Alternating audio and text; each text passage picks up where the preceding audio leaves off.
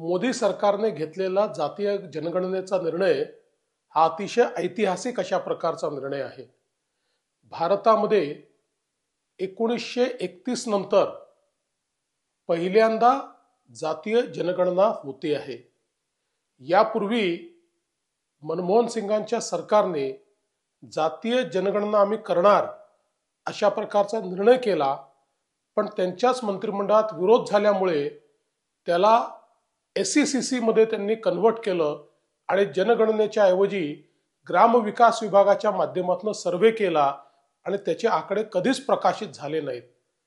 त्यामुळे सामाजिक न्याय शेवटच्या घटकापर्यंत जर पोहोचवायचा असेल तर या जनगणनेच्या माध्यमातून समाजामध्ये कोण मागे राहिलेला आहे याचा एम्पिरिकल डेटा देखील येईल आणि त्यामुळे आपल्याला योग्य लोकांना योग्य सवलती देऊन या देशाला आणि सर्व समाजांना वेगाने पुढे नेता येईल।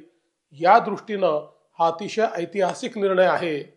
खरं म्हणजे काँग्रेस पार्टीने गेले अनेक वर्ष अशा प्रकारची मागणी होत असताना कधीही ती मान्य केली नाही। ते केवळ याच्यावर राजकारण करत राहिले, पण मोदीजींनी याला मान्यता दिल्यामुळे देशामध्ये सामाजिक न्यायाचं नवीन पर्व हे माननीय मोदीजींच्या नेतृत्वात सुरू झालं आहे असं या ठिकाणी मी म्हणेन आणि माननीय मोदीजींचे मी मनापासून आभार मानेन।